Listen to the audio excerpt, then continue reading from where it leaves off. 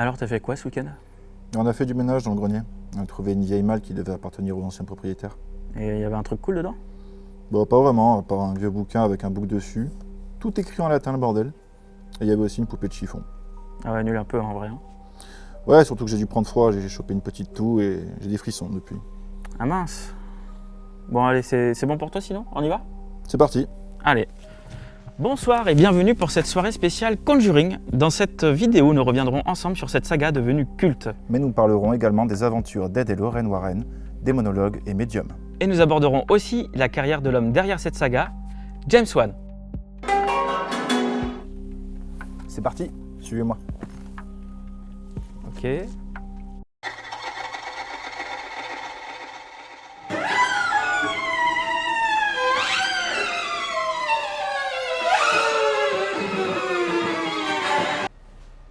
Allez, c'est parti, suivez-moi. Éteignez la lumière et laissez-moi vous raconter la véritable histoire des Warren. Les chasseurs de fantômes les plus célèbres du monde, Ed et Lorraine Warren, nés respectivement en 1926 et 1927, couple américain devenu mythique dans l'univers du paranormal, ont marqué la culture populaire autant par leurs enquêtes que par la controverse qui les entoure. Ils fondèrent en 1952 un groupe de recherche sur les activités paranormales et ouvrent plus tard un musée rassemblant des objets parmi les plus hantés du monde. Ed, vétéran de la Seconde Guerre mondiale, se présente comme un démonologue autodidacte. Lorraine, elle, affirme être un médium clairvoyante capable de percevoir les esprits. Dès les années 1950, il commence à enquêter sur des phénomènes inexpliqués à travers les États-Unis. Armés de crucifix, de bénédictions et d'un magnétophone, leur objectif, documenter la présence d'entités et aider les familles à s'en libérer. Parmi leurs affaires les plus célèbres, la maison d'Amityville en 1976, un massacre suivi d'une prétendue hantise qui fera le tour du monde. Annabelle, une poupée soi-disant possédée, aujourd'hui enfermée dans leur musée occulte. La famille Perron, en 1971, une histoire de possession liée à une sorcière qui a été traitée dans le premier Conjuring. La famille Smurl, à la fin des années 80, ce sera donc ce cas précis qui sera traité dans le film que vous allez voir, une autre affaire célèbre des Warren. La vraie Lorraine Warren a visité les plateaux du film pendant son tournage. James Wan révéla avoir été extrêmement nerveux et anxieux. Pourtant, Madame Warren a béni le film et a trouvé que le travail était très précis et fantastique. Les Warren seraient allés voir un producteur de film en 1993 afin d'adapter cette histoire. Pourtant, ce ne fut qu'en 2013 que le premier Conjuring fut réalisé. Ed Warren est resté actif dans les enquêtes paranormales jusque dans les années 1990. En 2001, il est victime d'un grave accident vasculaire cérébral qui le laisse partiellement invalide. Il ne peut plus mener d'enquête sur le terrain, mais continue de participer à des conférences et à la gestion de leur musée de l'occulte à Monroe, dans le Connecticut. Il décède le 23 août 2006 à l'âge de 79 ans, dans sa maison, entouré de sa famille. Après la mort d'Ed, Lorraine poursuit seule conférences et apparitions publiques, souvent pour raconter leurs affaires les plus célèbres. Elle collabore aussi avec les studios de cinéma pour les films Conjuring, validant certains aspects pour en préserver l'authenticité. Elle s'éteint paisiblement le 18 avril 2019 à l'âge de 92 ans, elle aussi dans sa maison. Les Warren reposent ensemble au cimetière de Stepney Village dans le Connecticut. Leur héritage reste controversé. Pour certains, ils sont des pionniers de l'étude du paranormal, pour d'autres, des conteurs habiles. Mais dans tous les cas, leur nom est désormais indissociable des grandes affaires de hantise du XXe siècle. Pour Conjuring, les conversations téléphoniques des frères Hayes avec Lorraine ont souvent été interrompues par des phénomènes mystérieux, bruits ou parasites. Alors que l'équipe recevait la visite des Perron sur le tournage, un vent s'est levé, laissant anormalement les arbres immobiles et Caroline Perron s'est blessée en trébuchant et a fini à l'hôpital. Peu de temps après, comédiens et techniciens ont été évacués de leur hôtel en raison d'un incendie. James Wan a également été témoin d'un étrange incident. Pardon. Un soir, en envoyant un email au sujet du scénario, son chiot qui était dans son bureau a commencé par grogner. Il dit, je cite, « Il n'y avait pourtant personne dans la pièce. Il s'est mis à suivre ce qu'il regardait, autrement dit, absolument rien, à travers toute la pièce, sans le lâcher à aucun moment. » Vera Farmiga a découvert 5 marques de griffes sur son écran d'ordinateur. Elle dit « C'était inexplicable. Je savais pertinemment que je n'avais pas fait tomber mon ordinateur et que mes enfants n'y avaient pas touché. » D'après Lorraine Warren, ces phénomènes paranormaux lors du tournage ne sont pas étonnants. Le combat entre les forces du bien et du mal est un combat éternel, et les forces occultes du mal ne souhaiteraient pas que l'on révèle ses secrets. Les ténèbres et la lumière, c'est un combat éternel. Jusqu'à présent, la saga Conjuring a rapporté presque 3 milliards de dollars au box-office américain. Combien ? Vrais événements ou simples fake news afin de promouvoir le film, nous vous laissons en juger par vous-même. Vera Farmiga et Patrick Wilson ont passé beaucoup de temps avec Lorraine Warren. Ils ont même eu le courage de descendre dans le musée occulte des Warren et de poser devant la célèbre poupée Annabelle, qui est une poupée en chiffon et non pas en porcelaine. Depuis le décès des Warren, La collection de l'Occult Museum, y compris l'emblématique poupée Annabelle, est restée dans la famille, sous la responsabilité du curateur Tony Spera, qui est également le gendre d'Ed et Lorraine Warren. Tony Spera co-dirige également la New England Society for Psychic Research, l'organisation paranormale fondée par les Warren. En août 2025, le comédien Matt Rife et le youtubeur Elton Casti ont acquis la propriété, à savoir l'ancienne maison, plus le bâtiment du musée à Monroe dans le Connecticut.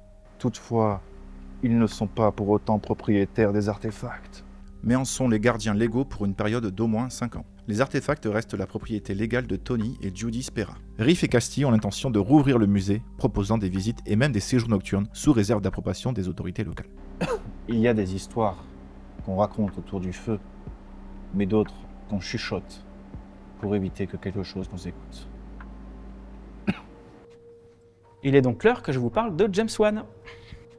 James Wan voit le jour le 26 février 1977 à Kuching, en Malaisie, au sein d'une famille d'origine chinoise. Sa famille déménage en Australie occidentale lorsqu'il n'a que 7 ans. Il poursuit ses études à Canberra avant de retourner à Perth à l'âge adulte, puis s'installe à Melbourne pour intégrer la prestigieuse Royal Melbourne Institute of Technology University, où il obtient son diplôme en médias en 1998. Mais il y fera surtout la rencontre de Lee Vanell, qui deviendra son meilleur ami et son plus proche collaborateur jusqu'à aujourd'hui. Je vous conseille d'ailleurs vivement de voir le film Upgrade de Lee Vanell. Il se forme au sein de l'école en réalisant plusieurs courts-métrages. Et co-réalise le film d'horreur Stygian aux côtés de Shannon Young. Le film sera récompensé comme meilleur film de guerre lors du festival du film Underground de Melbourne en 2000. Multifacette, le réalisateur s'oriente ensuite vers la publicité et officie notamment en tant que graphiste, réalisateur et monteur pour la chaîne jeunesse d'ABC. Une parenthèse dans la carrière de James Wan qui retourne vite à ses premiers amours. Avec Lee Vanell, il commence à développer le scénario du film Saw, l'histoire d'un tueur au puzzle et de sa marionnette que nous connaissons tous. C'est Lee qui rajoutera le côté challenge vital après avoir subi un burn-out dans le travail qu'il occupe à ce moment-là. Il se rend compte qu'en quittant son travail, tous ses problèmes s'en sont allés et il profite de nouveau de sa chance d'être en vie et en bonne santé. Poussé par leur agent, Wan et Vanell partent pour LA afin de mettre le film en route. En effet, l'Australie ne croit pas encore en eux. Fauché, ils décident tout de même de réaliser un court-métrage show tiré d'une des scènes de leur script. C'est Lee qui sera face caméra et qui portera dedans le fameux casque piège à ours inversé, iconique de la saga. We shot that really quickly. We got a designer friend of mine down in Melbourne to help me make that jaw trap. Stuart, man, he was a crazy guy. He made that thing and he goes up to Lee and goes, "Hey man, you know, if I put a real bear trap spring in this, it could actually work." So, to which I replied, "Cool." But Lee wasn't so. Lee didn't see the joke in that because he had to. He wasn't play a the prop part. maker. I was thinking he was going to have this kind of styrofoam thing with rust painted on. And we come in and he's an industrial designer, so he's actually built it to work. He's like, it's perfect. It's exactly the way he would build it. Like the victim wouldn't even be able to get his face out of it because of the spikes I've put on here. And I'm like, we're not using it, Stuart. It's a prop. Like I need to be able to take this off without harming myself. And you just can't hear you. He's like, Ils feront la connaissance de Greg Hoffman qui pariera sur eux et leur offrira un tout petit budget de 1,2 million de dollars pour tourner le premier opus. James Wan y impose un style sans concession, violent et gore, qui renouvelle le genre et attire un nouveau public. Lee Vanell, en plus de signer le scénario, interprète le rôle de Adam, le jeune photographe enchaîné dans la salle de bain et l'un des deux protagonistes principaux du film. Sorti le 29 novembre 2004, le film rapporte 103 millions de dollars dans le monde et gagne beaucoup de récompenses, dont le prix spécial du jury au festival du film fantastique de Gérardmer. Le succès du film est tel qu'il donne naissance à une véritable saga, comprenant pas moins de 10 volets en 2025. Suite à ça, James Wan, sans abandonner la licence Saw, dont il reste le producteur exécutif, se tourne vers d'autres projets. En 2007, toujours avec son compère Lee Vanell à l'écriture, il réalise Dead Silence, un film de fantôme qui marque son envie de retourner à un cinéma d'horreur plus traditionnel qu'il dédie à Greg Hoffman, décédé en 2005. Il enchaîne la même année avec le film d'action Death Sentence avec Kevin Bacon, hommage au film d'auto-justice. Malheureusement pour Wan, ces deux films ne rencontreront pas le même succès que Saw. En 2011, Wan rejoint l'écurie Blumhouse Productions de Jason Blum pour la réalisation de son tout nouveau film, Insidious. C'est le retour au succès de Wan qui lancera de nouveau une franchise adorée des fans de paranormal et d'épouvante.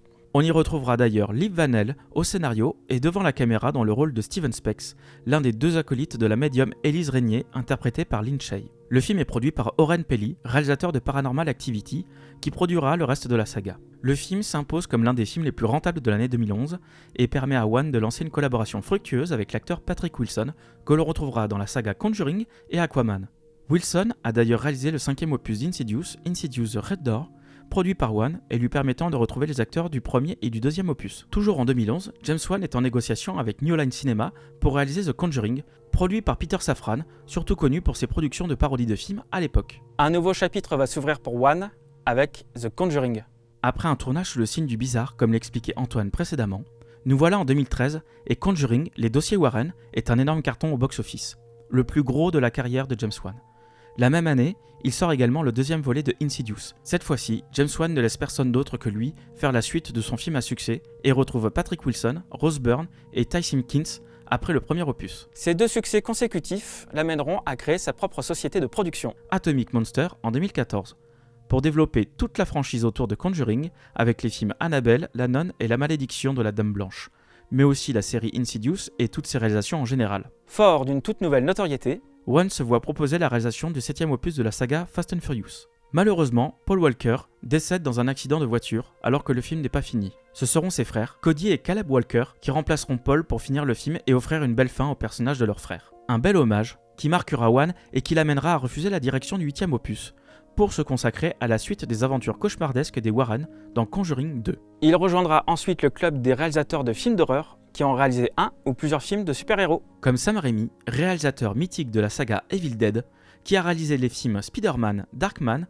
et Doctor Strange in the Multiverse of Madness, ou encore Scott Derrickson, réalisateur de Sinister et des 2 Black Phone, qui lui a réalisé Doctor Strange premier du nom. Nia DaCosta, réalisatrice du remake de Candyman, elle a réalisé The Marvels, et surtout James Gunn, réalisateur de Horribilis, derrière Les Gardiens de la Galaxie, The Suicide Squad, Superman et coprésident de DC Studios avec Peter Safran. Wan réalise Aquaman en 2018, qui sera son premier film tourné en Australie. Suite au succès de ce dernier, qui a dépassé le $1 milliard au box-office, il réalise Aquaman et le Royaume perdu, qu'il coproduira également avec Atomic Monster. Entre les 2 films Aquaman, il revient à ses premiers amours en réalisant le film d'horreur Malignant, déclarant, je cite, « C'était censé être un petit thriller d'horreur, réalisé entre 2 grosses productions, mais la pandémie l'a finalement poussé aussi loin que les grands. Je suis super excité, je ne sais même pas comment le décrire. Je voulais faire quelque chose d'original et de différent de mes autres longs métrages, mais toujours dans l'esprit des films d'horreur avec lesquels j'ai grandi. Repoussé plusieurs fois à cause de la pandémie, le film sortira finalement comme toutes les productions Warner de l'époque, simultanément au cinéma et sur HBO Max. Le film ne rencontrera pas le succès auprès des fans du réalisateur et sera le premier échec au box-office de James Wan. En 2024, la société Atomic Monster de Wan fusionne avec Blumhouse Productions, réunissant ainsi 2 géants indépendants du cinéma de genre, sous une même bannière dédiée à l'horreur. Ensemble, ils ont ainsi produit le prochain opus de l'univers Conjuring, Conjuring, l'heure du jugement, qui sortira le 10 septembre prochain sur grand écran. Vous pourrez le découvrir en projection laser dans nos toutes nouvelles et magnifiques salles au Pâté la Beige, installées dans un de nos fauteuils ultra confortables. Antoine Antoine Antoine Antoine Antoine, t'es là Antoine Une très bonne soirée et un bon film.